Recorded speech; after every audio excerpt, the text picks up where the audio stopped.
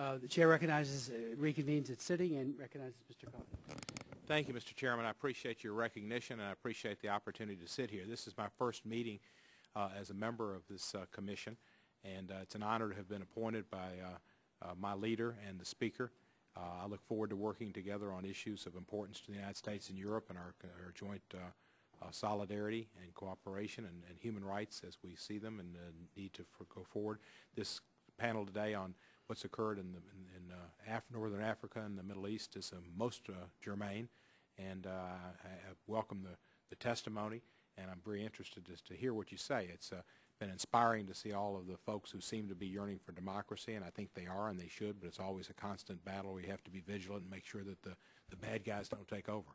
So I look forward to learning today and working with the chairman, who I have great respect for, and his work on human rights over the years. And with that, I thank you for allowing me to come here. I also look forward to the second panel where Mr. Yamarov will be testifying. He's a graduate of the University of Memphis, which is above water and doing well, as is our city. And I look forward to his story, and I yield back the remainder of my time. Mr. Cohen, thank you very much. I'd like to now introduce Bob Blake, who is a career Foreign Service officer. Ambassador Blake entered the Foreign Service in 1985. He has served at the American embassies in Tunisia, Algeria, Nigeria, and Egypt. He has held a number of positions at the State Department in Washington, including Senior Desk Officer for Turkey, Deputy Executive Secretary and Executive Assistant to the Undersecretary for Political Affairs.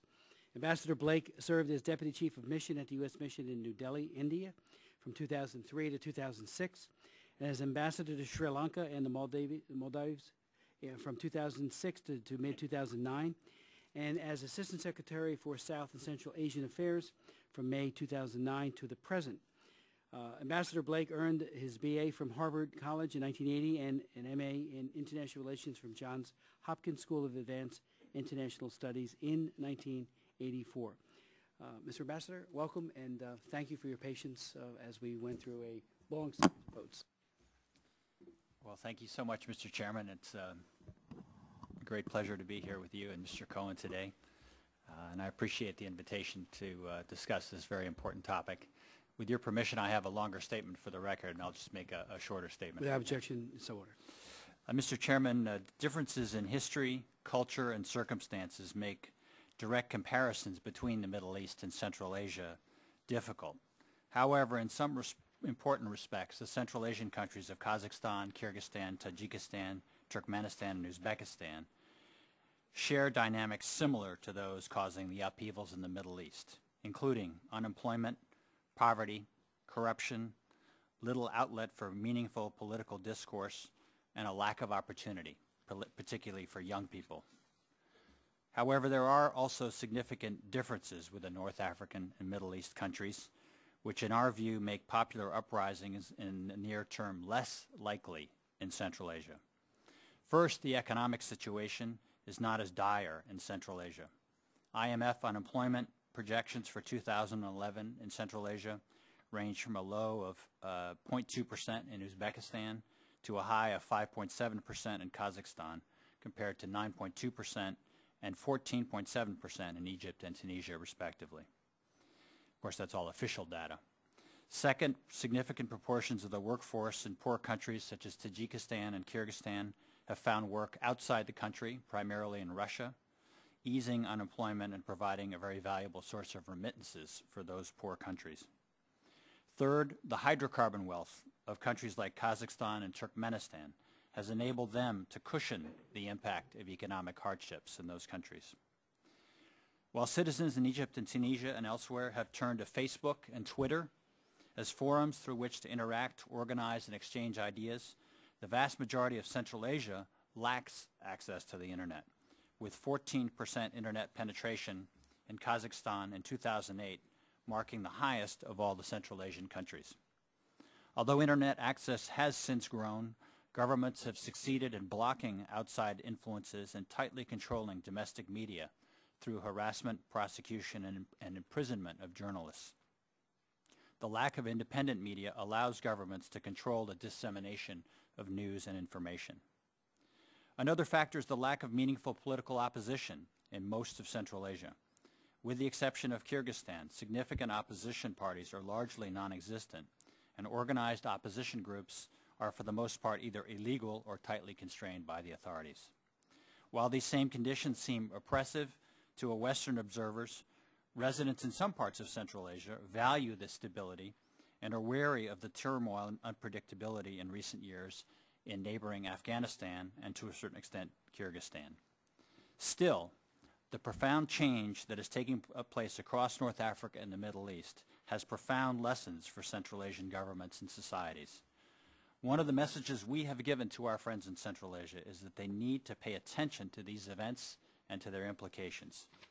In my meetings with Central Asian leaders over the last several months, I've encouraged them to provide more political space and allow for more religious freedom, to allow for the development of robust civil society and democratic institutions, and to chart a course for economic reform. Leaders in Central Asia expressed support for gradual change and concern that too much freedom too fast could lead to chaos and upheaval. They are suspicious of democratic reforms and, with some exceptions, have maintained tight restrictions on political, social, religious, and economic life. We think that's mistaken. Democracy as we advocate it is not violent or revolutionary.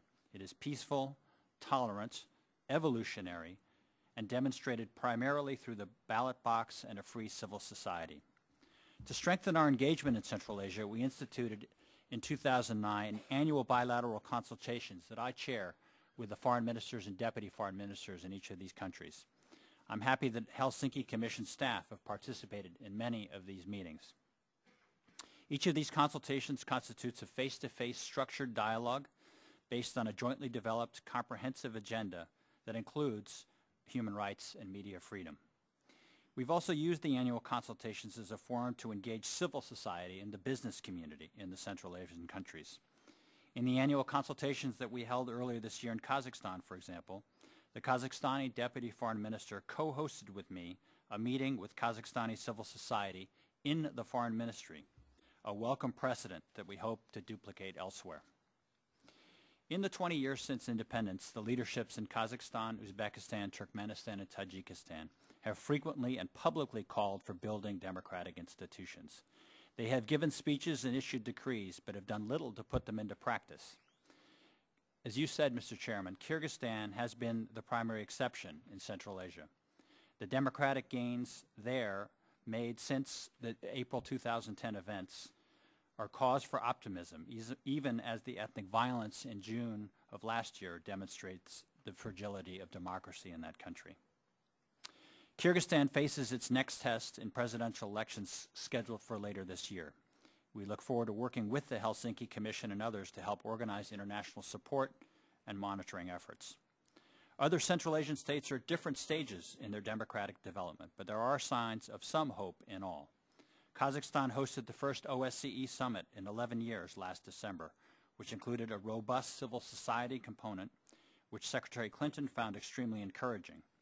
Kazakhstan has also made some progress towards meeting its Madrid commitments on political pluralism and reform of media and electoral law, although much more needs to be done. President Karimov of Uzbekistan gave a speech in November of 2010 calling for greater political pluralism and civil society development. Uzbekistan has done little thus far to turn this vision into a reality, but we will encourage the President and his team to meet the commitments that he made in that speech. Tajikistan has the region's only legal Islamic party, the Islamic Revival Party of Tajikistan, even though that party and other opposition officials continue to be subject to various forms of harassment. Even in Turkmenistan, President Berdimuhamedov has spoken publicly of the need to expand space for other voices in the political system. Mr. Chairman, in conclusion, nearly 36 years ago, leaders from North America, Europe, and the Soviet Union came together to sign the Helsinki Accords, committing themselves to a core set of human rights, including the fundamental freedoms of association, expression, peaceful assembly, thought, and religion. As Secretary Clinton presciently asserted at last year's OSCE summit in Astana, and as events this spring underscore, these values remain relevant today and are critical to the building of sustainable societies and nations that are committed to creating better opportunities for their citizens. I thank you, Mr. Chairman, and I look forward to your questions. Ambassador Blake, thank you very much for your work. And for your testimony here today, and I do want to thank you for, being so effective over these many years. A very, very stellar Foreign Service career. Thank you. I do want to ask you just a couple of questions. When Kazakhstan was seeking to be chair in office of the OSCE, I opposed it and spoke out repeatedly against it, both at the parliamentary assemblies and through our venues that we would hold as part of a commission. I made it very clear to the Kazakh government here in Washington that significant progress needed to be made before they got that position.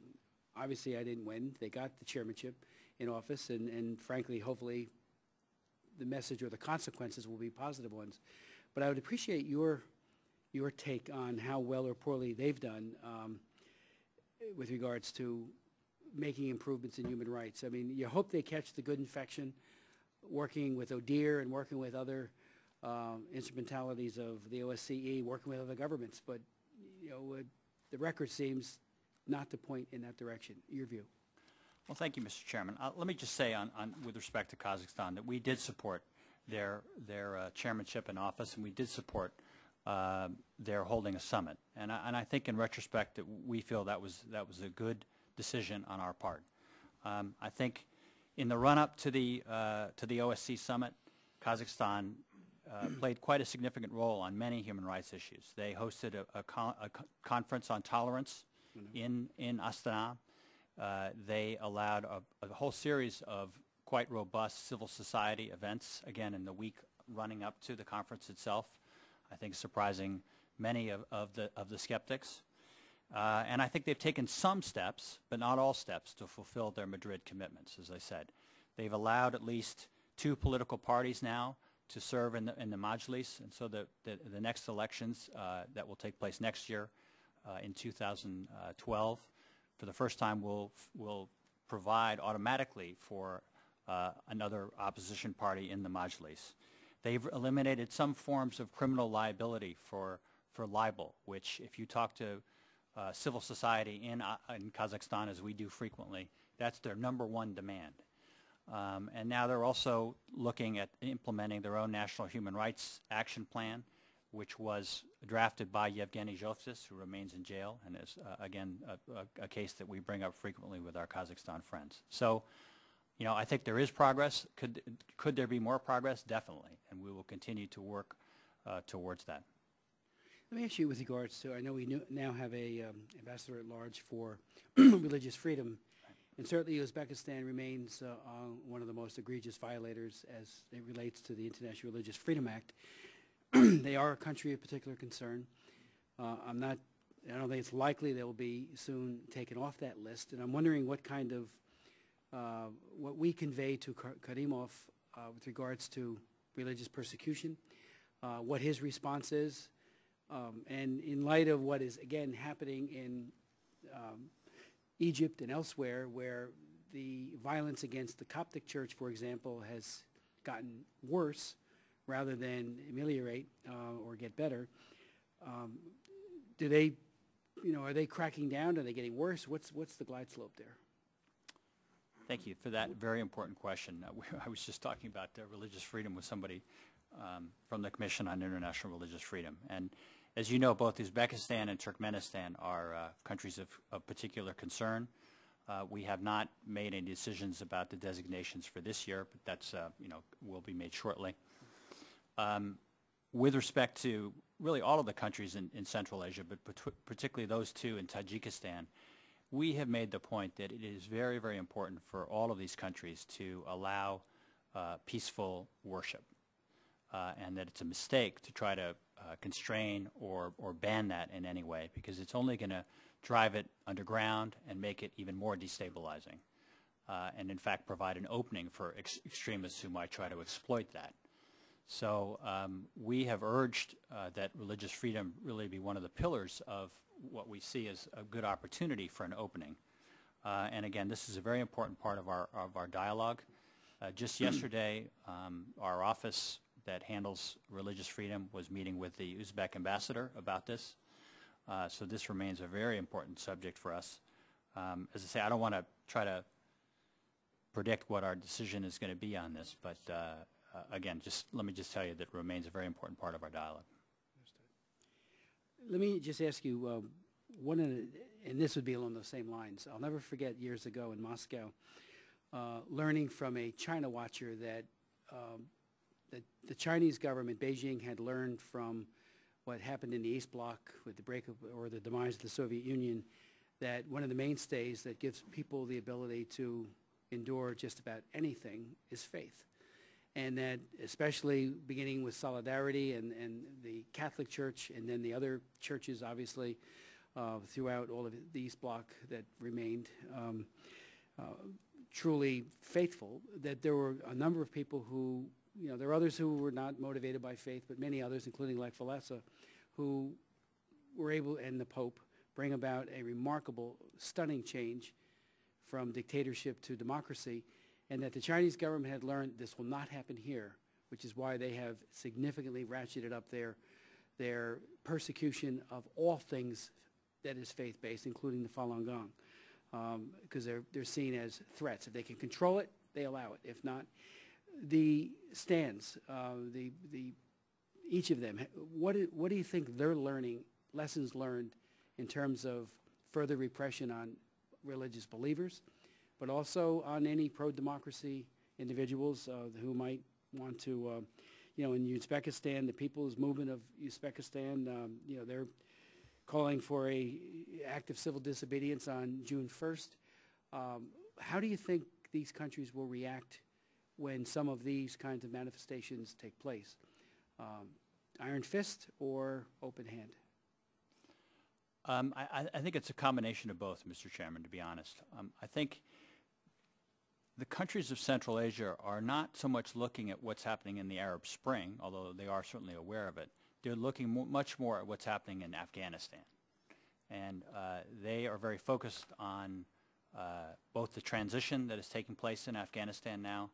They see that our troops are making advances in Helmand province and Kandahar. They see that a lot of the Taliban and others that are working with them are being driven into the north and are therefore now beginning to rub up against their own borders in Turkmenistan and Uzbekistan and Tajikistan. They're worried about particularly the porous border in Tajikistan, where people are going back and forth without too much in the way of border security on the part of the Tajiks, just because it's a 1,400-kilometer border and very difficult to patrol. So they are very aware of this. And again, I think we make the point to them that it's very, very important to draw a distinction between those who are engaged in terrorism and violence and those who are engaged in, who want to engage in peaceful worship and peaceful political discourse. And that if you drive the latter category underground and don't allow them to do that, as you yourself said, Mr. Chairman, that's going to be destabilizing. And so it's very, very important to allow these release valves, if you will. With respect to religious freedom, I think, again, it's a fairly nuanced situation. I mean, even in a place like Kazakhstan, you see that Catholics and Protestants and Jews all have freedom of worship there, and it's kind of the smaller sects that are quite strictly controlled. Even in a place like Turkmenistan, which is otherwise quite, controlled, they made a decision in 2010 to open a Catholic church there. So again, I think we have openings to try to work with all of these countries, and we do. And I think that the recent appointment of our International Religious Freedom Ambassador is really going to help, because we're going to be working very closely with her. I'm going to be meeting with her next week to sort of figure out a strategy now on how to again, work with these countries to persuade them that it's in their own interest to do this, not because it's something that's some favor to the United States. And we really believe that it is in their interest to do it. Thank you. Commissioner Cohen? Thank you, Mr. Chairman. I appreciate the testimony, and then just looking over this, kind of hard to fathom that in 2011 the Stans have such a poor record on human rights, and from my notes I've got here, it suggests that the worst. It's hard to really, I guess, distinguish too much, but Uzbekistan is one of the worst, most repressive, and Turkmenistan, I think they win the prize as the most repressive. We have relations with all these countries, do we not? We do. Do we have any restrictions whatsoever on what we do with them? We do. There are some quite significant restrictions.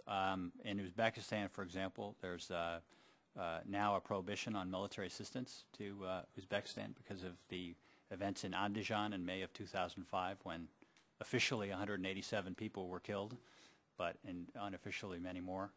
So yeah, there are restrictions. But that's military. Correct. But otherwise, we engage in trade? We do. Do we give foreign aid to these? We do.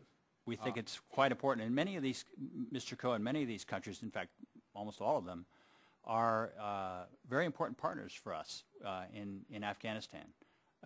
The majority of supplies that are now going in for our troops in Afghanistan transit through Central Asia, through what's known as the Northern Distribution Network. So to bring democracy and the 21st century or the 20th century into Afghanistan, we make friends with folks that don't really do much for democracy or care too much about human rights. Well, you know, we do what we need to do to support our troops. And again, I think the situation is more nuanced than you might think. And as the chairman said in his opening statement, most of these countries are governed by people who came up under the old Soviet Union and remain in power. And they're suspicious of a lot of the things that we're trying to encourage. But at the same time, I think it's important to recognize that there's an entire new generation that has grown up since the breakup of the Soviet Union that are now 20 years old. And these are people who are quite agile with the internet. They know how to get around internet restrictions. They watch television. They're watching closely what's going on in the Middle East. And so, again, I think it just underscores that all of these leaders in all these countries have to pay attention to what's happening in the Middle East and North Africa, and they have to provide openings, political openings, religious freedom openings, and also economic openings to allow opportunities for these young people. I realize your specialty and your unique area right now is in this area. Have you ever had responsibilities in Latin America or the Caribbean? I have not. You haven't? I visited Cuba recently, and when I was there, I was told by the bishop that they have pretty much religious freedom, and they can worship wherever they want, and that members of the Jewish faith can worship, and really there was pretty much freedom of religion. They're starting to have some opportunities for people to engage in free enterprise and have more of a market economies. I don't know how you'd quantify the conditions and compare Cuba, but it's just kind of, I'm just thinking here about how we don't deal with Cuba at all. How does Cuba compare as far as the human rights and religious freedoms with this take the next to most repressive nation in the stands? I'm not much of an expert on Cuba, Mr. Cohen, but again, I think we're. But if it was a given, that they do allow that the bishop says they can worship wherever they want, and that our representative there in Cuba from our government who said, "Oh, I go to every Catholic church in Havana's province, and we worship every Sunday, and it's not a problem." With that as a given, where would they rate compared to these countries on a level of religious freedoms? Well, again, I think there's quite a variance between the countries. A country like Kazakhstan's got a reasonably good record on the major religions, but again, there are still problems with respect to these sects, as they call them. Even Turkmenistan, which is probably the most controlled of all the countries, as I said, has allowed the Catholic Church now to begin to operate. And we are engaged right now in a dialogue with Turkmenistan about getting the Commission on International Religious Freedom to go to Turkmenistan. And I think they've agreed to allow that, so we're just sort of setting up the parameters to make sure that the visit, when it does take place, will actually have real results and will not just simply be a one-off visit in which nothing really results from it. So I think that's a good example of the kind of engagement that we're really trying to promote, and we ourselves are very, we attach a lot of importance to this. Which of these countries, if not all of them, I don't know, just as have nuclear weapons? None. None. Kazakhstan had nuclear weapons and renounced them, and that was, obviously a major non-proliferation step forward for it. That's reassuring. Yeah. And in reading these notes, that the previous president, it doesn't give his title. I don't know if he's president or whatever. Dictator is what he has here. Niyazov. Niyazov. He eliminated open law. Successor has eliminated President's oldest policies, such as banning the opera and circus. What do you have against the opera and circus? You'll have to ask him, Mr. Cohen. I don't know. Yeah, no, I'm not too keen on the opera either, but banning is certainly a mistake. I yield back the remainder of my time. Let me ask you one final question, Mr. Ambassador, and that is on the issue of human trafficking. Sure. We know that the TIP report will be coming out very shortly, Yes. Early June. And, I just wanted to ask you, Uzbekistan, Turkmenistan, Kazakhstan, and Tajikistan are all watch list countries, and obviously we're now at that point where they need to be moving up or down. It's no longer a parking lot. And I'm just wondering what your sense is as to progress that they are making, each of those countries. Thank you very much for that question, Mr. Chairman. And let me just say that on trafficking in persons, this is something that I personally and that my Bureau has attached a lot of importance to, and we've made this a real priority of ours over the last 2 years, not just in Central Asia, but in South Asia, where India and Bangladesh are also Tier 2 watch list countries. I think that our efforts, and of course those with Lou Sidabaka and his whole team, have borne some fruit. Obviously, I don't want to get ahead of the decision-making process here, but I'm proud to say that we've made a lot of progress in Tajikistan. I think we've made good progress in Uzbekistan as well, where for the first time, and you'll appreciate this, Mr. Chairman, because you've worked a lot on these issues, Uzbekistan has agreed to set up a committee, an interagency committee, to implement and establish an action plan to implement its ILO convention requirements. And so that's a fairly significant statement, because in the past we've had problems even getting them to allow the ILO into the country to do this kind of stuff. So I think that, again, Uzbekistan, now they still have to do that, of course, but the fact that they're talking about now, again, an action plan and really taking steps forward on this. They've always had a pretty good record on the sex trafficking side, and they've done quite a lot on that. But the labor, as you know, particularly on the cotton harvest, has been a real issue. And so I think this is a real step forward. Now we're going to have to decide how we therefore factor that into our rankings, and that's a subject that's under discussion. Likewise, I can't say we've made as much progress on Turkmenistan. I mean, I think that there we got to do more. But overall, our record, I think you'll see in the SCA Bureau is going to be, we're going to have a pretty positive record in, if not graduating several countries, at least keeping them on Tier 2 watch lists with kind of solid action plans to move them up. So this is something we really worked hard on, and we'll continue to work hard on. Appreciate that. Appreciate your work on that.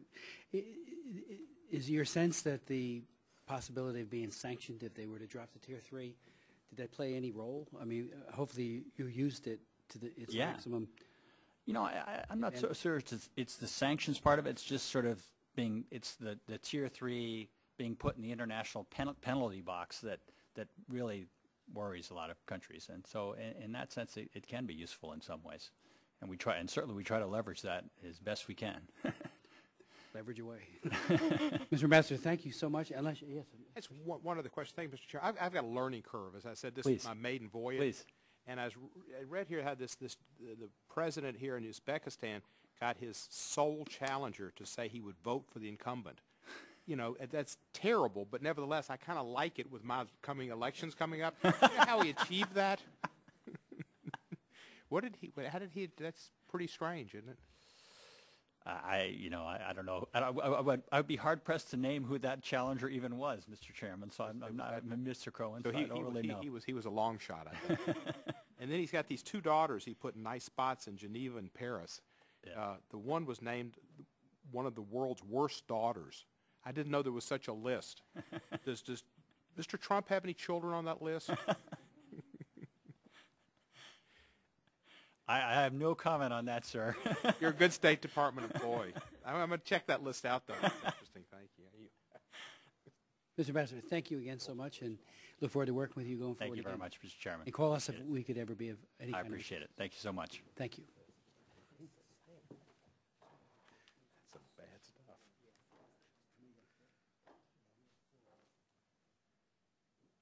I'd like to now welcome our second panel, beginning with a man who's no stranger to our commission, Paul Goebel, who's a renowned specialist on ethnic and religious questions in Eurasia, whose daily blogs are read by experts and journalists all over the world. He is currently a professor at the Institute of World Politics in Washington. Previously, he served in various capacities in the State Department, CIA, and International Broadcasting Bureau, as well as Voice of America, and Radio Free Europe, Radio Liberty, and the Carnegie Endowment for International Peace. He writes frequently on ethnic and religious issues and has edited 5 volumes on ethnicity and religion in the former Soviet space. Paul Goebel is an old friend, as I said. Matter of fact, I'll never forget when I had one of my first hearings on the issue of the rising tide of anti-Semitic behavior in the OSCE and the U.S. Back in the 90s, right after the Soviet Union's demise, or soon thereafter. It was Paul Goebel who talked about how it had been privatized, if my memory is correct, and that what used to be done by governments was being taken over by private citizens with the acquiescence of government. And it was a very, very keen insight, and certainly was accurate then, and unfortunately in some places remains accurate. Dr. Stephen Blank is a professor of national security affairs at the Strategic Studies Institute at the U.S. Army War College in Pennsylvania since 1989. In 1998 to 2001, he was Douglas MacArthur Professor of Research at the War College. He has published or edited 15 books and hundreds of articles and monographs on the Soviet, Russian, U.S., Asian, and European military and foreign policies, as well as testifying frequently for Congress on Russia, China, and Central Asia, and consulting for the CIA, major think tanks, and foundations. Scott Radnitz, is assistant professor in the Jackson School of International Studies at the University of University of Washington, Seattle. I was working with somebody from University of Virginia earlier. I apologize. So that's the University of Washington in Seattle. He received his PhD in political science at MIT in 2007. His research deals with protests, state building, and authoritarianism, with an emphasis on Central Asia and the Caucasus. Dr. Radnitz's book, Weapons of the Wealthy, Predatory Regimes and Elite-Led Protests in Central Asia, was published by Cornell University Press in 2010. This is Dr. Radnitz's first appearance before the Commission, and I and the other commissioners look forward to what he has to say. And then finally, we'll hear from Ghulam Umadrov, who was born in Uzbekistan and attended high school in Starkville, Mississippi. After graduating from the University of Memphis, he returned to Uzbekistan, where he launched the first Uzbek-owned private telecommunications company. In 2005, Ghulam's father, Sanjar Umarov, founded an independent political movement called the Sunshine Coalition. After the Anjan events in May of 2005, widespread repression of human rights activists began. Ghulam left Uzbekistan for the U.S. in September, and Sanjar was arrested in October. In March of 2006, he was convicted and sentenced to 14 and a half years in prison. In the United States, Ghulam tried to get his father released while representing the Sunshine Coalition. He also managed various programs funded by the National Endowment for Democracy, the Center for International Private Enterprise, and Freedom House. Sanjar Umarov was released from prison in November of 2009. Since then, Ghulam has been serving as president of the Silk Road Group. I'm very pleased to welcome him to the Commission and look forward to each of our very distinguished panel's comments today before the Commission. We'll begin with Paul Goebel. Thank you, Mr. Chairman. Pleasure to be here again before you. I'd like to thank you and the other members of the Commission for holding this hearing on what is an extraordinarily important event. I have prepared testimony which I will just summarize for and ask to submit written. Without objection, the full statement will be made a part of the record. Nowhere in the world has the Arab Spring given greater promise of real political change toward democracy and freedom than in the authoritarian states of post-Soviet Central Asia. The reasons for that are clear, but not always clearly understood. It is not because these countries are also Muslim-majority states, and it is not because they too are ruled by brutal authoritarian regimes. There are Muslim-majority states where the Arab Spring has not had an impact and is unlikely to. and there are authoritarian regimes which, either by brutality or accident, have blocked the spread of the ideas of the Arab Spring. Rather, it is because the events in the Arab world have dispelled the myth promoted by the governments of the region that fundamental change is impossible or dangerous, and that the populations there must put up with the status quo because the regimes that rule over them enjoy international support as bulwarks against Islamic fundamentalism and supporters of the international effort against terrorism in Afghanistan and elsewhere. It is important to understand that this development is not something that is going to lead to immediate change or to demonstrations in the street and overthrow of governments in weeks or months, but it is a fundamental change in mental attitudes which matters a great deal.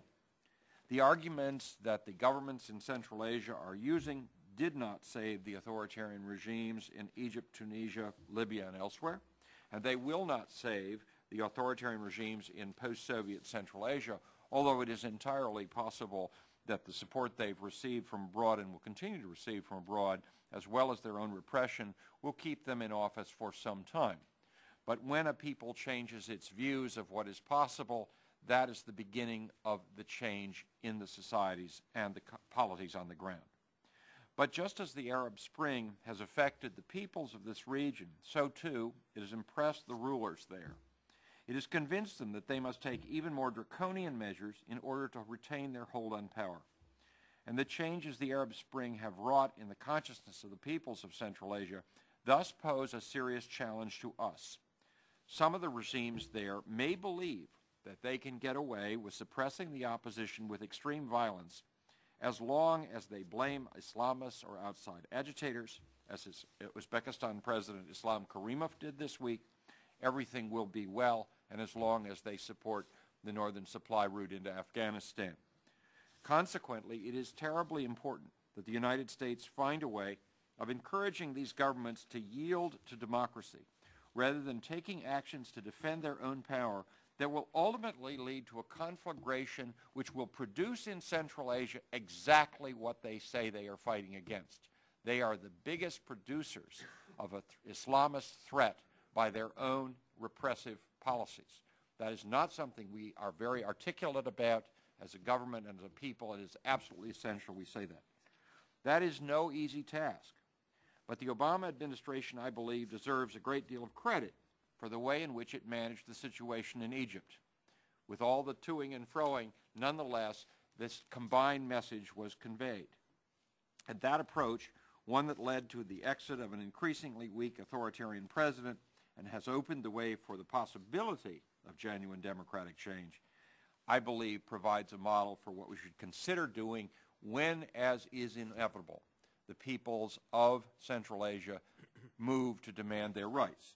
Whether that will happen this year or next, I do not know.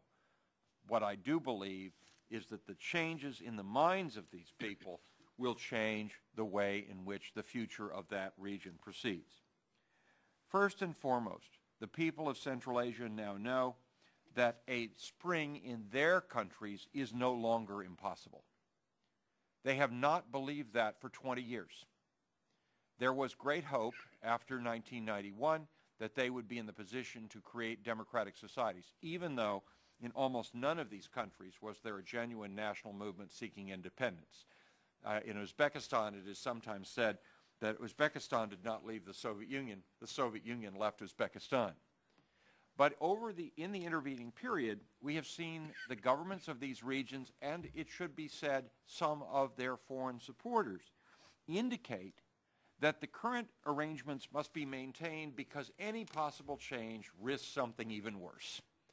Especially since 9/11, there has been the view that any change from authoritarianism could open the way to Islamist fundamentalism, which gets it exactly wrong. It is the absence of change toward democracy, it is the absence of being willing to make concessions that makes Islamist fundamentalism more likely in Central Asia in the coming years.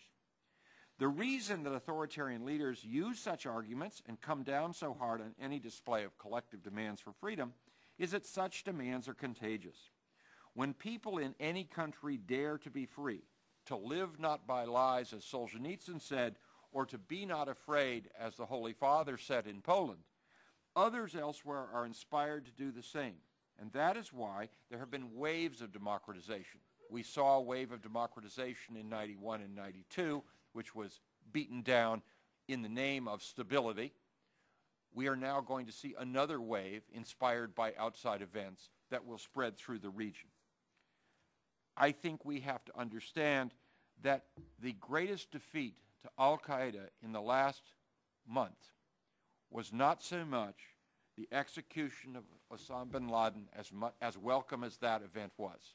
It is rather the movements of the peoples in the Middle East demanding the rights of electoral democracy and the basic human rights that no one should take away from them. That is the true answer to what bin Laden has been propagating. But if we understand that for the Middle East, we should understand it in spades for Central Asia, rather than assuming that we have no choice but to support authoritarian regimes who promise minimal stability short-term so that we can supply our troops in Afghanistan. That is a recipe to creating, eventually, states in this region which will be more hostile to us than anyone can imagine.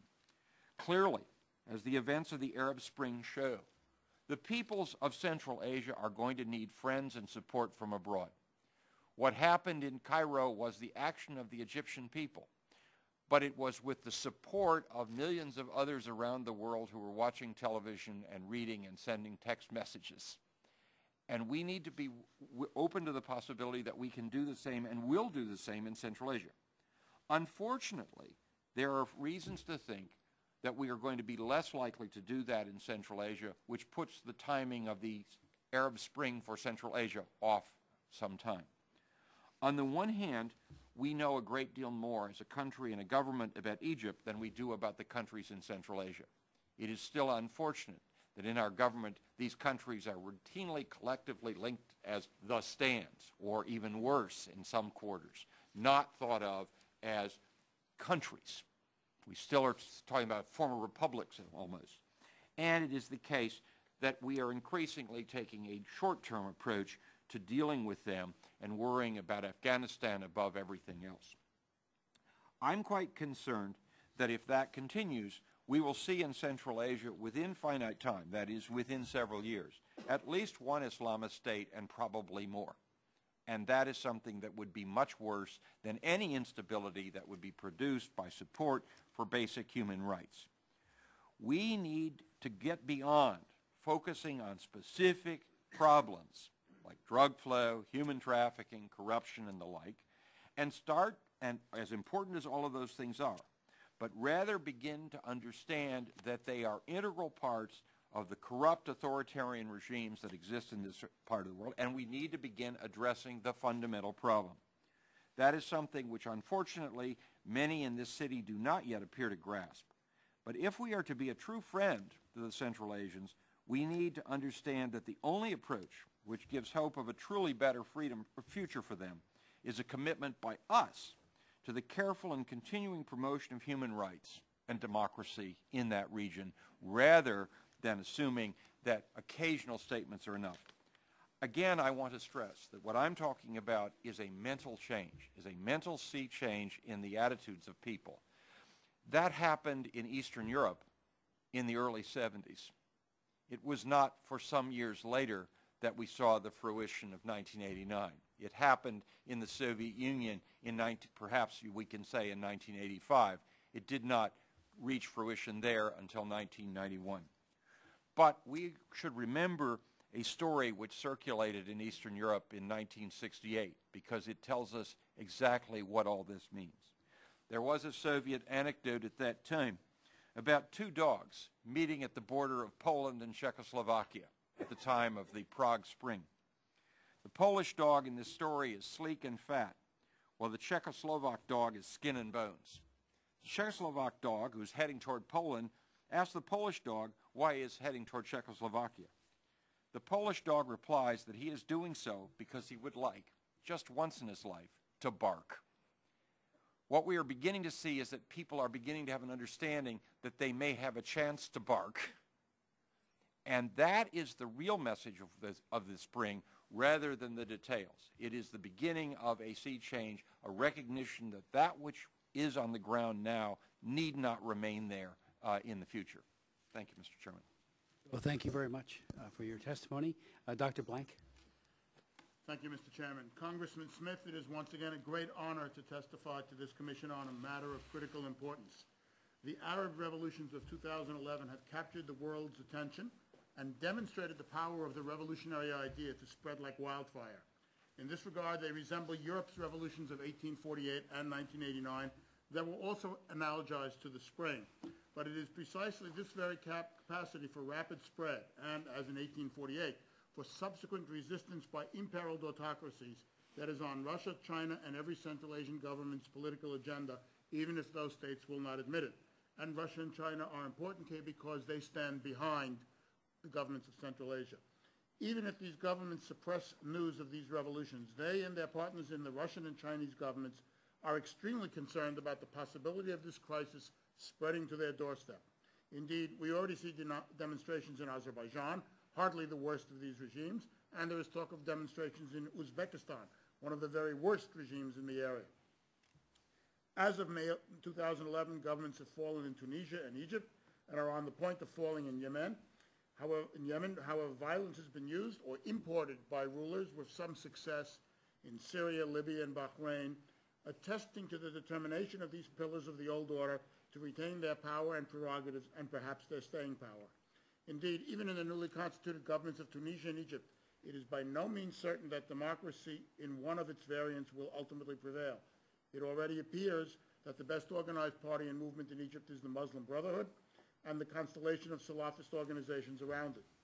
As happened in 1848, the Democrats could fail and new despotisms, backed by force, could come to the fore, or old ones could reconstitute or reinvent themselves. It is indeed quite conceivable that despite the excitement of the Arab Spring, the practical alternatives before different Arab societies could boil down to the new form of military authoritarianism or Islamic and clearly anti-liberal and anti-democratic parties. Were a revolution to break out in Central Asia in the immediate or foreseeable future, it is likewise by no means certain that it would bring liberals or convince Democrats to power. Democratic outcomes cannot be taken for granted, and euphoria is clearly unwarranted. Moreover, these regimes have very powerful advantages. They exercise total control over their media and are intensifying those controls. They have organized their armed forces to suppress not only external threats, but also internal uprisings. As Secretary Blake testified, they have a safety valve as long as the Russian economy continues to grow, because they can then export many of their unemployed young men, the usual incendiary element in demonstrations, to Russia for work and benefit from their remittances. And most crucially, they can count on Russian and possibly Chinese military protection should there be a revolutionary crisis. They may well also be able to count on U.S. political support as well if they can credibly argue that their opposition is Islamist and affiliated with terrorism. This would be an especially strong argument in the context of the war in Afghanistan. There are also other factors working for them. Liberal democratic political actors on the ground in Central Asia who command genuine authority and mass support are scarce.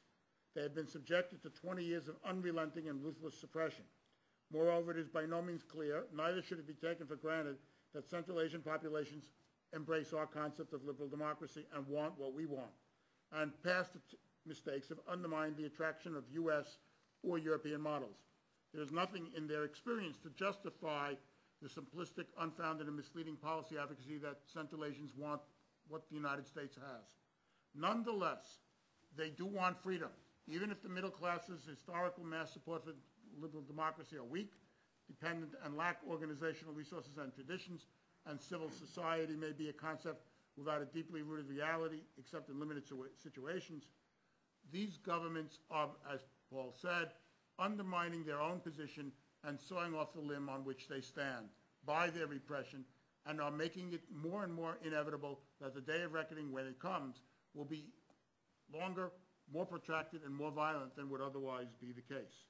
Furthermore, these regimes, backed up by Moscow and Beijing, have learned from the color revolutions of 2003 to 5, the Moldovan and Iranian elections of 2009, demonstrations in Tibet in 2008, and Xinjiang in 2009. They've learned the importance of blocking media transmission of foreign news, of repressing or threatening to repress media owners and transmission agents. They've learned to tighten up their control over their armed forces and police, and to stimulate xenophobic backlashes against minorities, and to batten down the political hatches on their precarious ships of state. My longer written statement goes into detail concerning those tactics, but what has long been clear is the fact that these policies not only make it likely that the inevitable day of reckoning for them will likely be even more violent and upheaval than would otherwise be the case, and that their repressive policies create serious obstacles not just to democratization and democracy promotion, but also to regional security and to U.S. policy. Therefore, the U.S. government must, under the circumstances, balance its priority attachment to these governments as valued allies in the war in Afghanistan with a robust and visible commitment to democratization and its insight into the fact that these regimes are ultimately undermining their own long-term security by their increasing harshness and greed. Thank you. Blank, thank you very much. And without objection, your full statement will be made a part of the record as well. Dr. Radnitz. Thank you, Mr. Chairman. Thank you, Mr. Chairman, and members of the Commission for letting me testify at this very important hearing on the potential impact of the Arab Spring in Central Asia, a region vitally important to American interests, but one that is poorly understood and often neglected by scholars and policymakers. If you have no objection, I'd also like to read a shorter version of my objection. Your full Thank you. Statement will be made part of the record. The Arab Spring is a watershed event in the history of the Middle East, a part of the world that was unfortunately bypassed by the global trend of democratization of the past several decades. The events in Tunisia and Egypt offer new hope to millions whose future prospects have long been stifled by a corrupt and repressive elite. The tremendous force behind these grassroots uprisings caught many off guard, not least the rulers themselves. The people of post-Soviet Central Asia have also endured hard times over the past 2 decades. These countries are led by some of the most repressive leaders on the planet. Human rights abuses are rampant and basic freedoms are severely curtailed. Yet people in Central Asia, like others around the world, yearn for democracy. Unfortunately, I believe the grassroots uprisings in the Arab world, while inspirational to many, are unlikely to take root in Central Asia due to the region's inhospitable soil. I want to highlight 2 sets of factors that I think are most relevant. First is the weakness of linkages between the Middle East and Central Asia. Second is the capacity of authoritarian regimes in Central Asia to withstand challenges from below. A critical feature of the spread of protest movements across the Arab world is the dense cultural and economic ties between societies. Like the Eastern European revolutions of 1989, the Arab Spring is being driven by citizens separated by national boundaries who have never met, but nonetheless face similar challenges and share a common identity. Arab citizenries also share connections through various channels of communication. People in one Arab country could rapidly learn of protests in other states through international travelers such as businessmen or labor migrants, by telephone or email, and through blogs, social networking websites, and cable channels like Al Jazeera. The effect of these dense networks of communication were visible in the spread of protests from Tunisia to Egypt, Libya, Yemen, Bahrain, and beyond. But these forces run up against major obstacles when they reach the former Soviet Union. Even 20 years after the breakup, the attention of former Soviet states and citizens is still directed inward toward the territory of the former empire. These states share similar kinds of regimes and forms of corruption. Their citizens still speak Russian as a first or second language and watch Russian television, including pro-government news broadcasts. Russian news, unsurprisingly, has portrayed events of the Arab Spring as chaotic, violent, and provoked by Islamic radicals. People in the former Soviet Union continue to interact personally through ties of trade and labor migration, and virtually through the Russian language blogosphere. When events happen in the Middle East, dissidents and opportunistic politicians in post-Soviet states may take advantage by organizing rallies, as they have done in Armenia and Azerbaijan thus far, and are rumored to be planning in other states. But the Arab Spring is unlikely to embolden the mass public. A success in one Arab state has a galvanizing effect on other Arab societies, but people in the post-Soviet region have no reason to believe that the constraints on their political and civil liberties in their own countries have changed significantly. Even the societies of Central Asia, which are predominantly Muslim, tend to look north rather than south or west. Economic, cultural, and political ties with Russia remain strong despite efforts of the region's leaders to distance themselves from the former imperial core. Young people seeking work abroad from Central Asia learn English or sometimes Turkish, but rarely Arabic. There is a recent precedent, though, for the spread of protests between former Soviet states, and that is the so-called color revolutions in Georgia 2003, Ukraine 2004, and Kyrgyzstan 2005. These uprisings happened in a short time period and involved similar dynamics, in part because activists communicated across borders and learned from one another. At the same time, however, the region's governments also showed a willingness to apply lessons from the mistakes of their counterparts. And this brings me to my second point, the resilience of Central Asian regimes. In response to these color revolutions, rulers took measures to shore up their power. Examples included the closure of Western non-governmental organizations, the expulsion of the Peace Corps from Russia, the arrest and harassment of journalists and human rights activists, the use of violence against peaceful demonstrators in Azerbaijan and Belarus, the Kremlin's creation of the pro-government youth movement Nashi and copycat groups in other states, the investment and building up of ruling parties in Russia, Kyrgyzstan, Kazakhstan, Tajikistan, Georgia, and Azerbaijan, the use of surveillance technology to monitor public gatherings and internet activity, and the nationalization or increased state control of private businesses. The upshot of all these measures is more resilient authoritarian regimes. Regime strength can be viewed as a kind of natural selection in which the weakest ones were overthrown while those that adapted survive. Central Asia also suffers from a deficit of civil society in comparison with the Middle Eastern states. Despite their limited political freedom, Tunisia, Egypt, and others in the Middle East have organized trade unions, a history of student activism, Islamic movements, and political parties with grassroots appeal. Central Asia, in contrast, has few organizations that are independent and have popular support so that they can facilitate mass protests.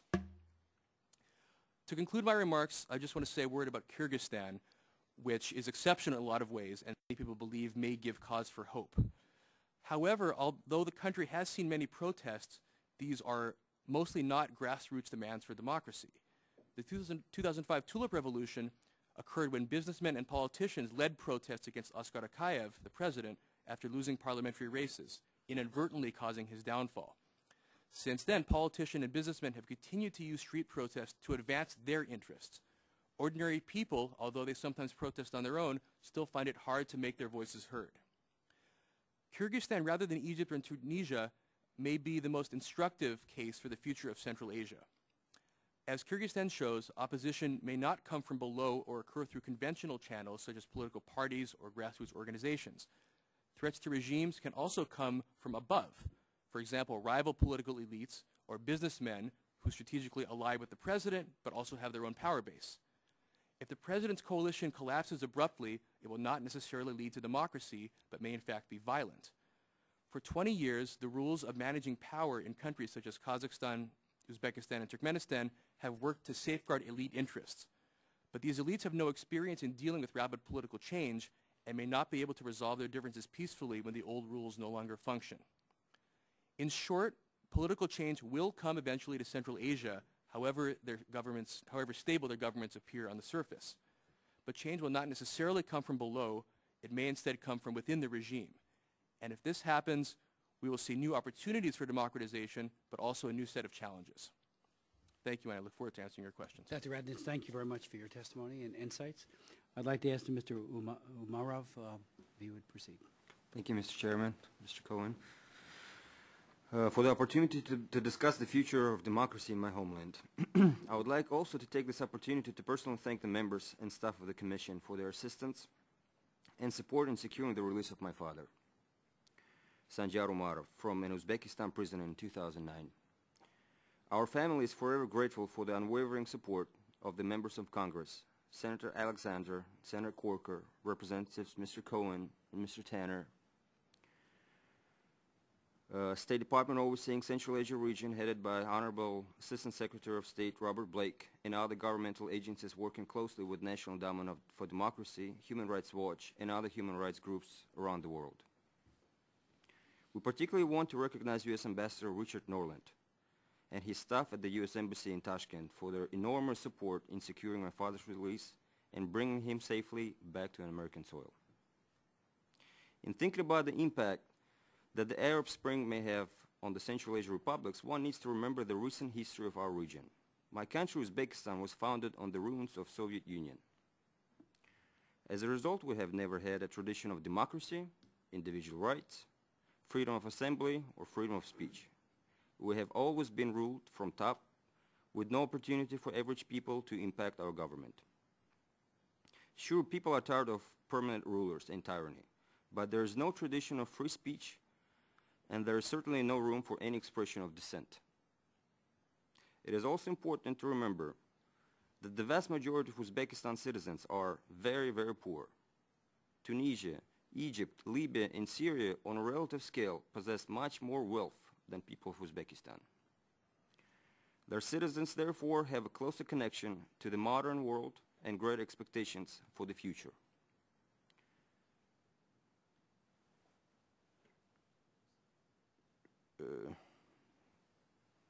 I'm sorry, lost.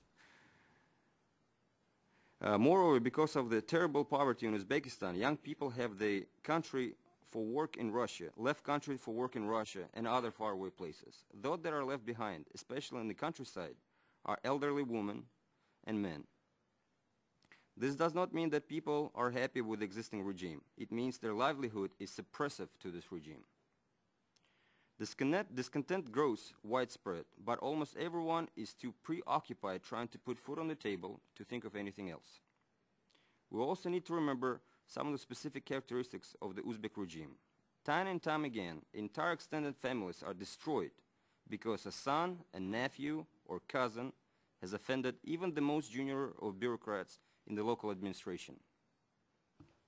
The use of violence, terror, and torture are so common that they have ceased to shock the society and are, in a very sad way, accepted as the regular order of things. It is no surprise that people stay off the streets, fearful that the events that took place 6 years ago in May of 2005 will repeat again. Nonetheless, there is a growing expectation of change in Uzbekistan that is based not on democratic events, but on demographics. The current leadership is old, and behind-the-scenes struggle for power has begun. Evidence for this power struggle can be seen in the often irrational actions of the government. While 2011 was supposed to be the year of the support for small and medium businesses, at the same time, the government began to destroy all the marketplaces, bazaars, in major cities, including the capital city of Tashkent. This policy was adopted in the name of city beautification and ultimately destroyed thousands of jobs and raised the cost of living for everyone. Why? One can only deduce that the destruction will enrich one faction of the governing elite at the expense of another. As a change in the government is inevitable, it will be useful to think about ways in which the United States can further engage with the government as it evolves. From our experience in the field of human rights, we took cases to the United Nations, engaged in extensive advocacy in the United States, and pursued international legal remedies. But of course, it would be better if you could achieve the same aims through an open dialogue with authorities. The imposition of sanctions, or even the threat of sanctions, has proven to be counterproductive. As a result, the United States should consider a series of incentives that could be implemented, provided that Uzbekistan accepts responsibility for its actions. Of primary importance is a continued assistance reducing threat posed by religion extremism. Let there be no mistake, there is an active and increasingly assertive extremism threat in Uzbekistan. In order to address this threat, the United States needs to focus not only on police and military action, but also on underlying causes of religious extremism in Uzbekistan. Among these are a widespread sense of injustice caused by the absence of functioning civil institutions, monopolies in virtually all spheres of business, and the destruction of Uzbekistan's most important asset, its agriculture. There are specific initiatives that might begin to address these issues. A concerted effort to support the authority and operation of the parliament. If Uzbekistan can make a real transition towards democracy, a truly functioning parliament is essential. Demonopolization. Over the past 3 years, the United States has invested tens of millions of dollars in the development of the Northern Distribution Network to support operations in Afghanistan. Almost all of the economic benefits occurring from operation of the NDN benefit a very small group of insiders. The United States should use its investment in the Northern Distribution Network to encourage the growth of competition in Uzbekistan. Finally, as has been noted by the Senate Foreign Relations Committee, the mismanagement of the water resources in Central Asia and Uzbekistan is causing great damage to agriculture, which accounts for 2/3 of the population's livelihood. The U.S. should greatly increase its support for the development of local, national, and international water management schemes in the region. In conclusion, just as Egypt has been considered the linchpin of the Arab world, so Uzbekistan is considered to be a linchpin of Central Asia. All good citizens of my homeland fervently pray that we can avoid a situation where the people utterly give up hope and take the streets. Should this happen, it would be a disaster not only for Uzbekistan, but for the region as a whole. Thank you. So, Mr. Romarov, thank you very much. Let me just ask you, when you talk about people taking to the streets, what do you think it'll look like on June 1st? What is this called, the civil disobedience? Could you elaborate? Well, civil disobedience has been called from abroad to Uzbekistan. In my personal belief, I don't think anybody will go on streets or they will protest. So this has been very promoted from the outside of Uzbekistan, but from within Uzbekistan, no one really knows about it, other than militia, police, and the people who have access to the internet, which is a very limited number of people. Let me just ask you, in terms of how is information conveyed to the Uzbek people, are the Chinese cyber police advising the Uzbek government in a way that Lukashenko in Belarus is being, we're told, mentored in how to use the internet for those few people who might have it, so that dissidents are spotted and apprehended as they do in China, in Vietnam, and elsewhere? How do people get information? Is it all through state media? I'm sorry. No, please. If this is the fact, I'm not aware of any Chinese representative advising our government. I just know that our Secret Service is very good in making sure that they'll stop whatever whatever might happen before it will happen. They're very good at it. Let me just ask you and the others who might want to respond to any of this. Was Andijan kind of like the Tiananmen Square? Did that send the message that if you take to the streets, you'll be killed, you'll be slaughtered? We know that the Chinese government has had numerous, matter of fact, the biggest was in response to the one-shot per couple policy, where a mini Tiananmen Square occurred and people were just brutalized, especially women. And I held a hearing on that a year and a half ago. But I'm wondering, did Andijan have that chilling effect that they were looking for? I think it would appear that Andijan had a chilling effect on domestic unrest in Uzbekistan and perhaps in Central Asia as a whole. But beyond that, it also crystallized the emergence of a kind of coalition or alliance of states determined to prevent the color revolutions at that time, or anything like that, from coming on. If you follow what these governments learned from the color revolutions and what they have learned from China's and Iran's efforts to deal with internal unrest in the examples I cited, it's very clear, and for example, there's a big article in today's Financial Times about this in China's case, that they have emulated each other. There's a learning curve going on. I have little doubt that officials in all of these states are sharing information and experiences with each other in order to prevent this from happening. So I would suspect that Andijan had a chilling effect, but it also had a chilling effect not just because it frightened anybody who might think of opposing, but because it gave strength to the resistance of the counter-revolutionaries. I think it was a defining moment in three ways, just to extend what's been said. First, I think it was an effort that was directed at a group of people who were not primarily Islamists, but by using the invocation that they were Islamists, the government ended up becoming an advertisement for the worst opposition rather than the best. Second, I think the fact that calling the people who stood up in Andijan Islamists or Islamic radicals played so well in so many places in Europe and the United States as a justification. And there were a great number of people in the West who were saying that if these were Islamist radicals, it was okay.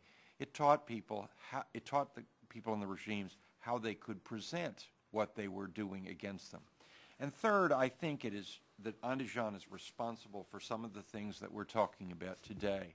And that is the notion that societies in Central Asia, which lack many of the traditions that we know about in Eastern Europe, are likely, when there is a public manifestation, that it will turn to violence. And that has made it even more difficult. And I'd just like to footnote the business about June 1st.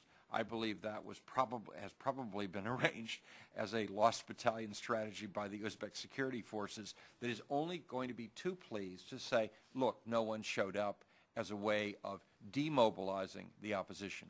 But all of these things taken together, have the effect of meaning that those who will continue to oppose the regime will be the people we say we most don't want to see in power, and that the people that we would like to be able to see come to power would be less likely to take action. But I really think that we are, as much as these governments move to control the media and the internet, the amount of a success they have in that direction should not be overstated. The splash effect from a small number of people who have access to information to spread it in society is rather larger than we suspect. And if you look at the way in which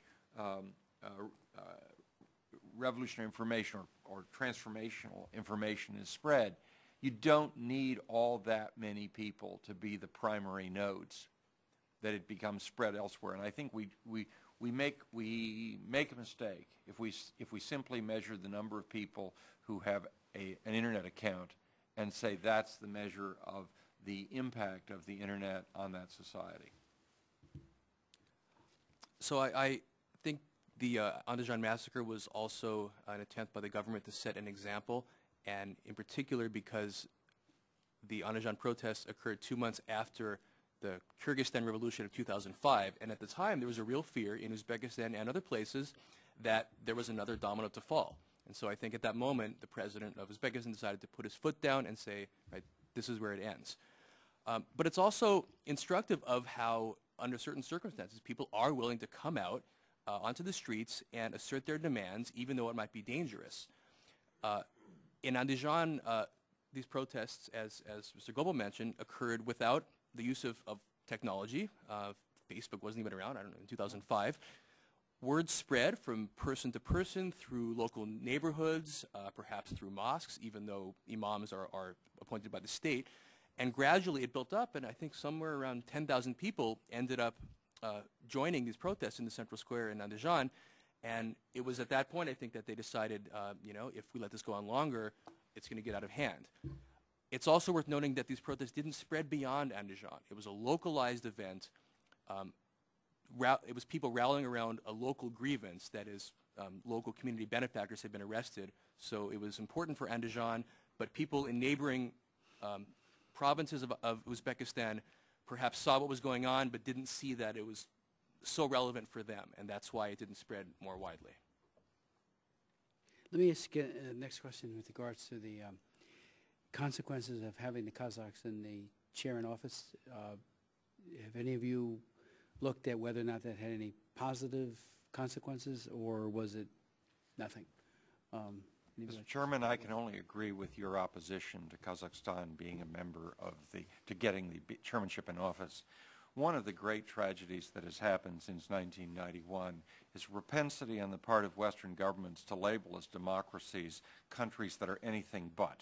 To act as if, having ceased to be communist, the only remaining option is to be a liberal democratic free market ally of the United States. And to call people Democrats just because they're not communists anymore is one of the things that we have done that has devalued democracy in the eyes of many people.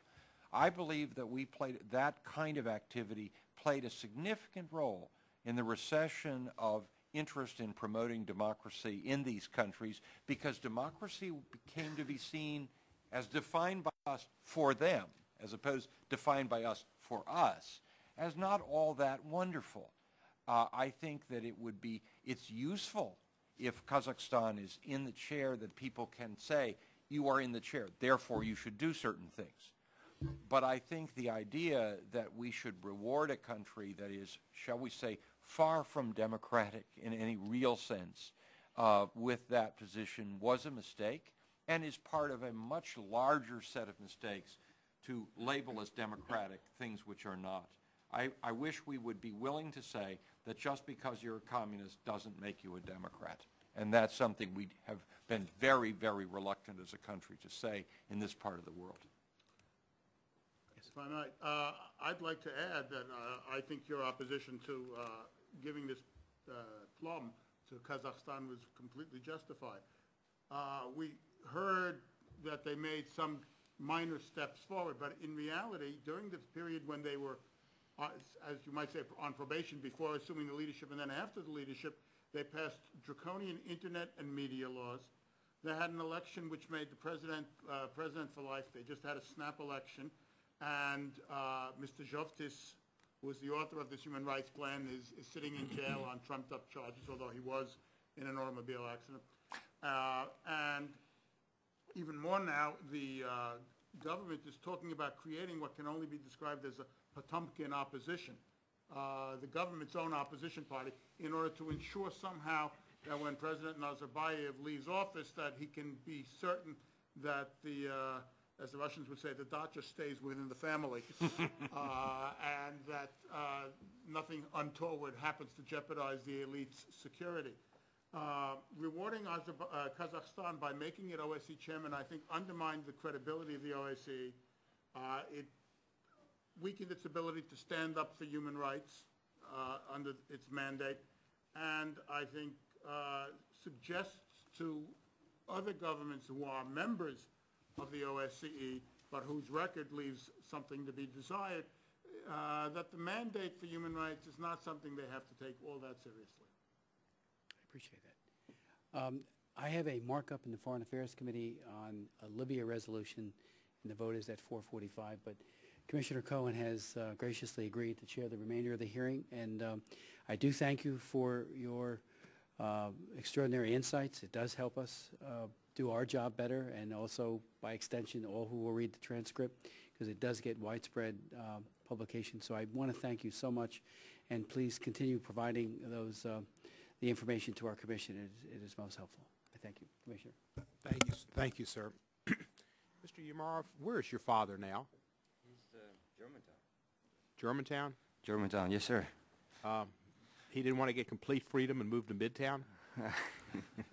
No, not yet. No? He's thinking about downtown, though.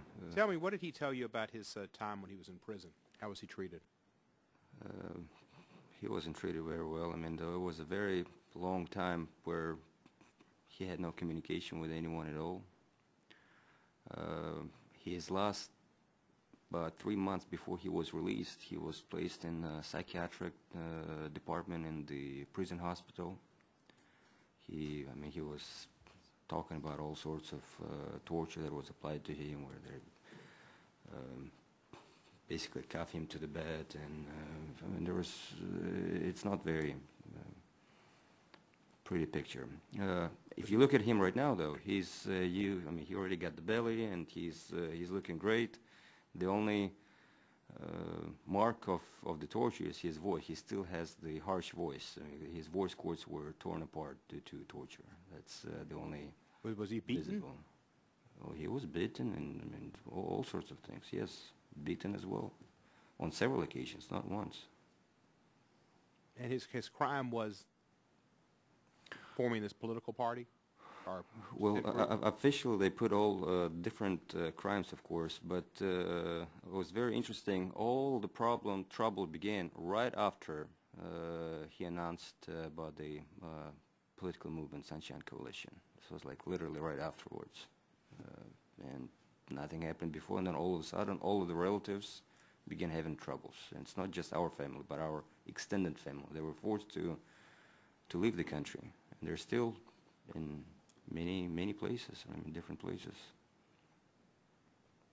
Was that typical of how the prisoners were treated, or was he treated particularly worse?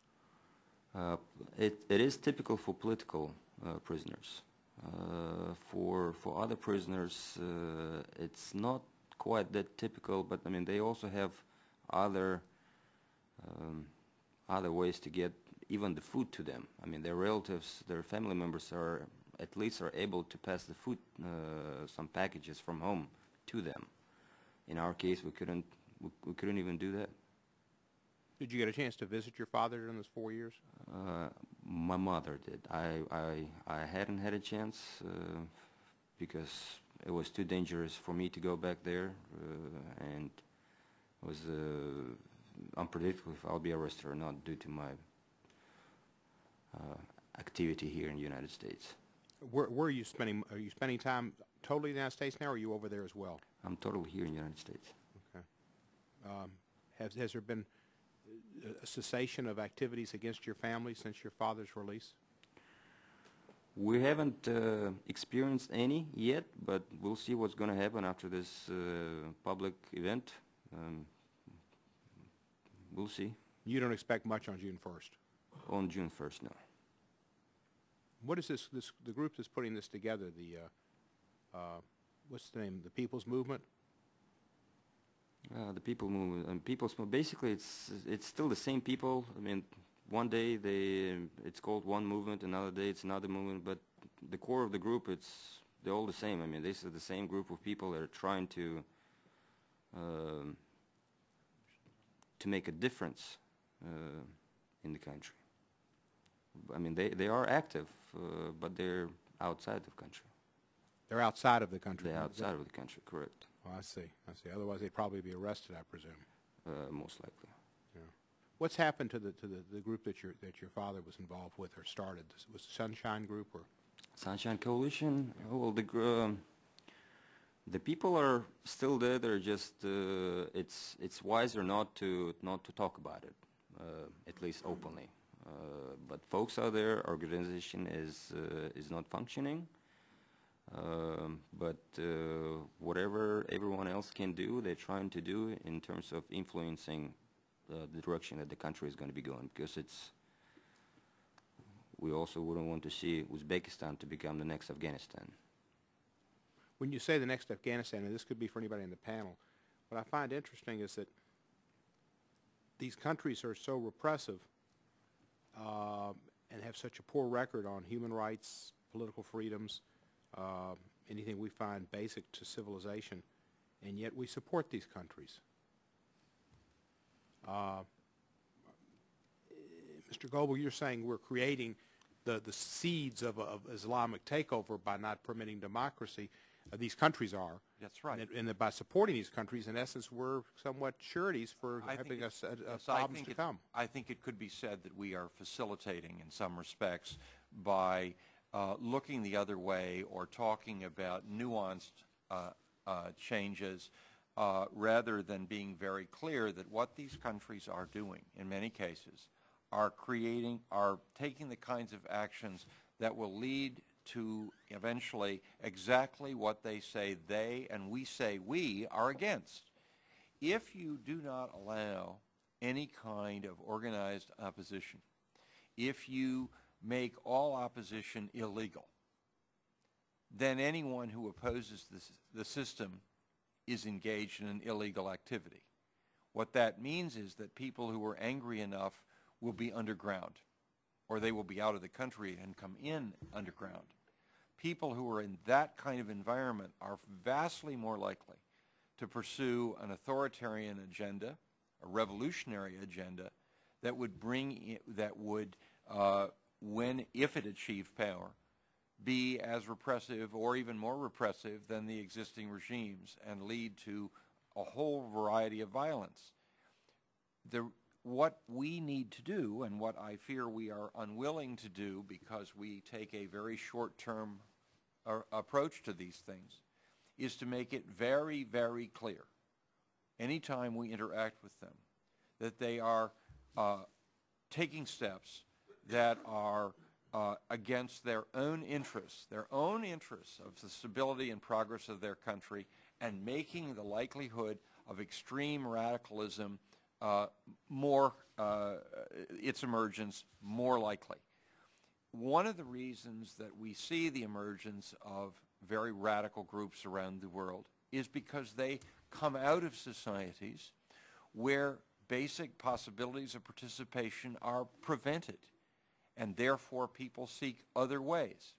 I once had occasion to tell the former president of Azerbaijan, Haydar Aliyev, that the best thing that could happen to Azerbaijan was his re-election with 60% of the vote.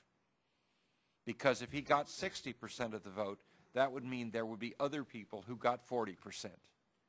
But he came out of a society which thought that elections are referenda and therefore 90% plus is the only possible answer.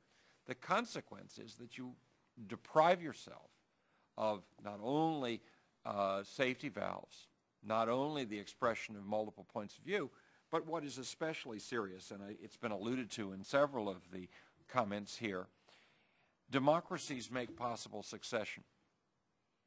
No other system does that very well, except perhaps a monarchy if you have enough children, and even that doesn't always work, as we have reason to see. If you have elections, you have a process by which you can replace people and go forward. We are looking in a number of these countries to aging leaderships, which will eventually go away because the actuarial tables will kick in. And if there is no process, there will be instability, which some of the worst elements will exploit. And then when the worst elements exploit it, those who want to maintain an authoritarian system will invoke that fact as justification for behaving even in a more authoritarian fashion. And you will see this cycle up in exactly the wrong way. Because we have certain short-term goals with respect to these countries, and because we have, I think, utterly failed as a society in the post-communist world to make clear that just because you're not a communist doesn't make you a Democrat, because we say some very strange things about people who are anything but Democrats with a small d, we have made that process that transition in a positive direction less likely. We're not to blame for all of this. We're not to blame for Islam Karimov's thuggishness. What we're to blame for is failing to give aid and comfort by our statements that Islam Karimov's regime is not a democratic regime, that what it is doing is producing the extremism that it says it is fighting, and that if it wants to fight extremism in a serious way, it's got to open up to a more democratic system, or you will get extremism. I mean, that is the lesson of authoritarian regimes around the world. Dr. Radnitz, you wanted to comment? In terms of American policy toward the region, because you asked why is the U.S. still working with these authoritarian regimes, if you look over the past 20 years, the U.S. has actually pursued a wide variety of policies toward the Central Asian countries, sometimes more engagement, sometimes less, sometimes more incentives and foreign aid, sometimes sanctions or the threat of sanctions. And the result, more often than not, has been those regimes will continue to do what they're doing because the leadership has their own interests and they do pretty well from the system as it is, mostly thinking short term.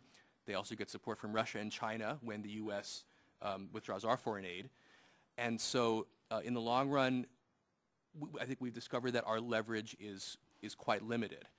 I think the Obama administration's sense of its policy toward the region is that, well, we tried emphasizing democracy and human rights previously. We tried speaking out, shaming regimes for their human rights abuses. In the end, it hasn't made any difference to human rights on the ground. And so the Obama administration has been prioritizing operations in Afghanistan over all else. Whether that's the correct policy or not, I'm not sure. But I think we've been extremely frustrated over many years by the fact that we tried everything and everything in the middle, and right, we're still stuck where we began. Let's assume that tomorrow Jimmy McGovern and Dennis Kucinich take over the world, and we withdraw from Afghanistan, and then the day after that we go back to the government like it is today. How does our government deal with the stans that in Central Asia if Afghanistan is not a factor? if I may, if Afghanistan is not a factor, then our current strategy towards Central Asia, regardless of who the president may be, has disappeared. Because if every statement of official U.S. policy towards Central Asia, not just by this administration, but by the Bush administrations, both terms, and even before that, the Clinton administration took as a priority geopolitical interests of the United States. Since 2001, that has been the war in Afghanistan. And it is understandable that this war, which is very important to us, has taken priority, and we can see that it has taken priority over the promotion of democracy. Indeed, in Secretary Blake's statement today, that's very clear, where he said in summation, and I quote, "In conclusion, we seek a future in which the United States and the countries of Central Asia work together to foster peace," that means victory in Afghanistan, "security, economic development, and prosperity, and advance the democratic values and human rights that unite free nations in trust and respect." The democratic values comes last. And that, unfortunately, has been the case, despite the fact that many private and public organizations within and without the government have and are continuing to make efforts both privately and publicly to advance human rights. So it's not a question of Congressman Kucinich or former Senator McGovern or let us say the extreme right wing of the Republican Party. It is rather the national interest of the United States. It's not a partisan political. Well, I understand that, but it's all about Afghanistan, really. It is. So I'm saying, if Afghanistan disappears, then we have no strategy for Central Asia. You don't think? Plain English. No strategy. But do we withdraw some of our foreign aid? Do we eliminate our air base in? Well, on the conditions of given the economic conditions in the country now, and some statements to the fact that we are going to withdraw from Central Asia, and the fact that in the case of Manas in particular in Kyrgyzstan, there is ferocious Russian pressure to get it out. It strikes me as being entirely plausible that if the war in Afghanistan were to go away, hypothetically, then the base in Manas would leave with it, and with it a lot of U.S. military and economic influence, including the Northern Distribution Network. So we could save a lot more money with getting out of Afghanistan than just simply the money we're spending in Afghanistan. We could save money throughout the Central Asia territories as well. No, because what you would do then is probably create a situation that brings about much more security dangers within the region. I mean, there is a threat from Afghanistan to these governments, and that's a real enough threat. But the real threats in Central Asia are from within and between states. If you look at Uzbekistan, for example, Uzbekistan has terrible relations with all of its neighbors and almost went to war with them last year. As I pointed out in my paper, all of these states are spending more and more money on military budgets because of A, the determination to repress domestic unrest, and B, they feel threatened by their neighbors. So even if Afghanistan were somehow to be converted into a Jeffersonian democracy, that would not alleviate the fundamental security equation in Central Asia.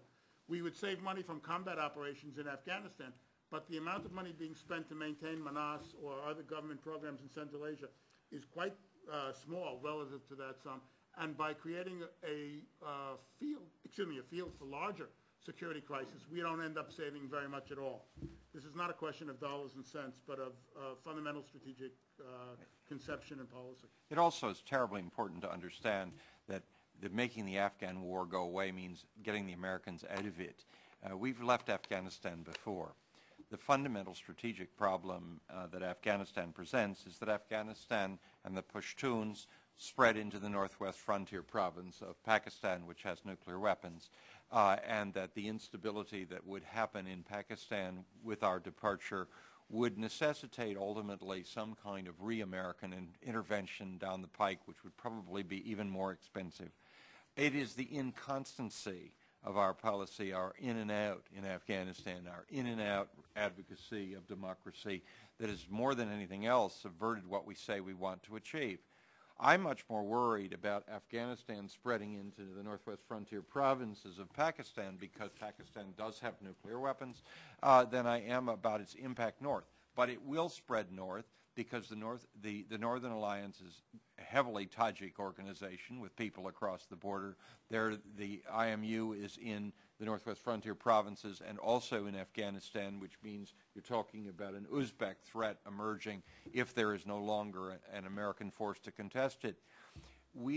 if we defined what we were going into as only being a counter-terrorist operation, that's one thing.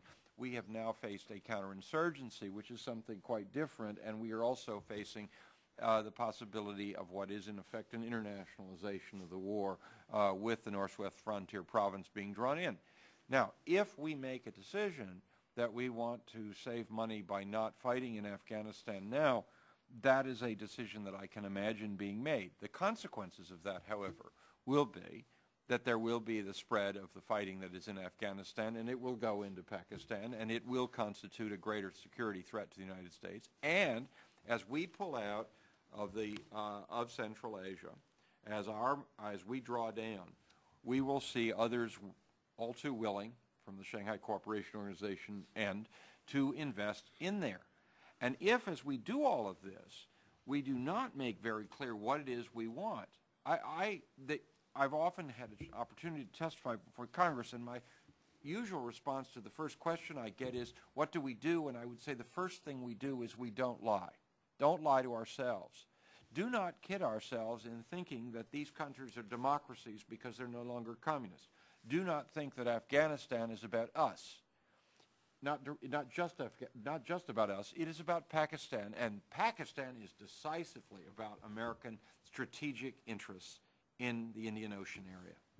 Thank you, sir. Dr. Radin? Just to bring things back to Central Asia briefly, if the war in Afghanistan were to end, we do still have ongoing democratization policies in Central Asia.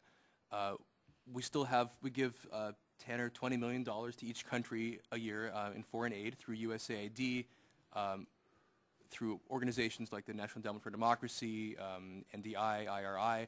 We have these ongoing programs. It doesn't add up to a strategic vision of what we want to happen in Central Asia, but on the level of our governments and quasi-governmental organizations to their societies, there are still connections that have been made and that are still being developed. And below the radar, the U.S. is still working, I think, toward strengthening civil societies, toward at least the possibility of future democracy and toward greater development of their societies. It's not prioritized, but this still goes on. And regarding the issue of the base in Central Asia, that is Manas base in Kyrgyzstan, I actually don't think that that constitutes much of a stabilizing force in terms of the region.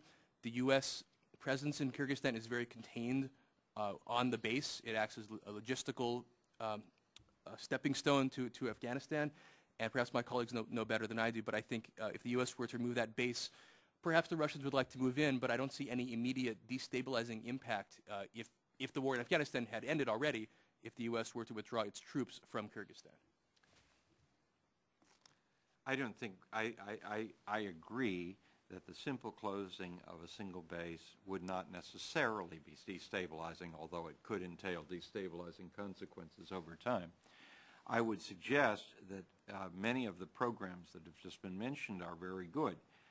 However, they are often predicated on three things which I think are not true. The first is that a Dongo or Gongo is not an NGO. A donor-organized or government-organized non-governmental organization is not a non-governmental organization. And yet we make our assessments in many cases about how much progress there is to democracy by counting Dongos and Gongos as if they were NGOs. They aren't. They're something else. Otherwise, you have to say the Soviet Peace Committee was a NGO, which I don't think anyone would really want to do. Second, I think that we as a people are very good at dealing with individual cases. I've said to I don't know how many national movements, give me an Anne Frank. If you can give me an Anne Frank for your nationality, then people will pay attention. Because we're very good at focusing on individual cases, which is a good thing. The consequence, however, is that we can be manipulated into looking at certain cases, and we have been. And the third thing, I think, is that precisely because these things are below the radar screen, precisely because they're not what's being done by the top leadership, and we aren't saying these things very clearly about our broad vision of social transformation and political opening, that people in these regimes treat this as a necessary evil rather than as a fundamental thing. There are many people in these regions who say they hear something from our ambassador, but they hear something else from the Secretary of State, and if that's the case, guess who they decide they should pay attention to? It's a high-level thing, and if you do the under the radar things, which sometimes you have to do, they're not alternatives. If you do only that, you may find at the end of the day that you accomplish less than you intended than the more public kinds of expressions of where we want to go. I understand we've got this room until 5. I don't know what happens, who comes in at 5, but obviously we go out. But let me ask you this. I know we used to have Radio Free Europe, and now we have, what, Radio Free Asia? We still have RFERL. It Yeah. still exists. We do have Radio Free Asia. That's Right. more recent. Right. Are they at all effective in maybe opening up, Dr. Radnitz? Are they effective in Central Asia, do you think? I have strong feelings toward the American broadcasting programs. I think they're extremely important, especially in these societies where the media environment is deteriorating rapidly, especially in rural areas of Central Asia where people may not even be learning Russian, may not even be able to watch Russian television broadcasts, flawed as they are. They'll instead become captive to their own government's horrible propagandistic news. Do the governments try to block the broadcast of this radio signals? Absolutely. In the last several years, and it's not just Central Asia, it's Russia and China, and their practices then are emulated by the local governments. Uzbekistan and Turkmenistan have essentially created a blackout on what's going on in the Middle East now. I was Director of Research at Radio Liberty, and I was later Director of Communications for RFERL, and I'd like to speak to this. We have created a situation which is where the governments are in and have much greater ability to shut down the messages. A decision has been made to shift from shortwave broadcasting to FM broadcasting. And one of the consequences, if you're going to broadcast on FM, what you have to do is do it from a base somewhere in the country, which means you have to have a license for people. In the old days, in the Cold War, Radio Free Europe, Radio Liberty broadcasted in shortwave. We've moved away from shortwave, which is a mistake because lots of people in these countries still have it, and we have not moved, which would be the next revolutionary step, to direct-to-home satellite television. If that happens, if we get to that, and that's an expensive thing, mind you, we would be able to have the same kind of penetration. And one last point about these broadcasts.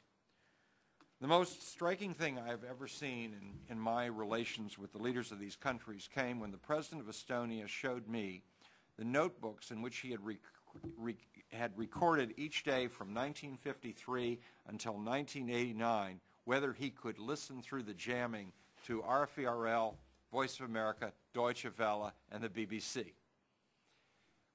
This is important for the following reason, and this is something that the domestic radio-driven policies of the BBG have gotten us away from. What you want to do with international broadcasting is a long-term strategy rather than a short-term commercial selling of soap. And second, it's about influencing key elites.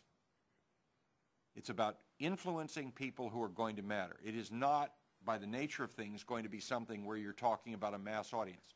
What we have done in the last decade is to shift away from a concern from reaching key elites, which is what we always did during the Cold War. We were much more interested that academician Sakharov listened to Radio Liberty than we were that 18-year-olds on the streets of Moscow. I was once told by a member of the BBG that an 18-year-old who listened to us counts just as much as the president of the country. Well, I think that's silly, saying things like that. I don't care whether we have 6% of the audience of 18-year-olds in a population, but if you can give me the half of the political elite and you will let me get them on a regular basis to communicate the kinds of things that RFERL and the Voice of America can do well, BBC used to, we can transform the world. I think international broadcasting played a key role in the spread of democracy into Eastern Europe and some of the former Soviet space, and I think it can do the same elsewhere. But we have now moved away from shortwave, which means we're dependent on licensing in local countries. We have shifted, in many cases, away from broadcasting entirely to Internet delivery. And those are very different things in terms of your ability to reach populations, and they are very different things in terms of host governments being able to block them. And that's something I would hope that you and the Congress would look at this as an issue, because I think we completely need to revisit the question of how we try to reach audiences rather than assuming that the proper model is a model of selling soap on AM, FM radios in the United States. I might add that if you go through the expert literature on this question, it is now quite clear that governments who have a vested interest in suppressing freedom of information have capabilities that are no less impressive than we do for disseminating information. Right. And as a result, the idea that the internet, that because people have internet, or that they have, or that the internet is present in their country, that somehow this is what's going to drive the revolution or make them liberals and Democrats, and that it's because they are on Facebook and Twitter, that doesn't hold water. It's not empirically proven, and it's not factually grounded. Certainly, you can use those technologies to disseminate information, but the government has that. These governments have at their disposal the means effectively to suppress and counter these techniques and to essentially put a whole province, like the Chinese did in 2008 and 2009 in Xinjiang, under lockdown, from the information point of view. It is like military action. It is a constant struggle of offense and defense that each side can make progress. We surrendered largely in a wholesale fashion by deciding to go over to FM radio broadcasting in these countries, because it gave these countries the right to take away the license anytime. And it meant that RFERL broadcasts in many countries, the first question journalists and editors ask is, will this cost us our license? That changes the nature of what you're communicating. And that's a huge thing, which the drawdown from shortwave broadcasting has cost us enormously. Well, I thank each of you for your testimonies and for giving us and for educating me some, particularly on this issue of radio liberty, and because that's something I visited when I was in Prague, right, and have got some interest there. And I particularly, Mr. Umar, nice to see you. Thank you on behalf of all the members of the Tennessee delegation who worked and others on your father's release for your statement. I'm happy. And Germantown's a wonderful place. I have a precinct in Germantown. I suspect that I won't, but it's a wonderful place. I live in Midtown. But I want to thank each of you for your testimony, and I believe, presumed like any other committee, the commission, there you could possibly have questions that could be submitted later, and you'll have time to respond. And if you have any, all of your statements will be made a part of the record. And with that, I will declare this meeting. Thank you, sir.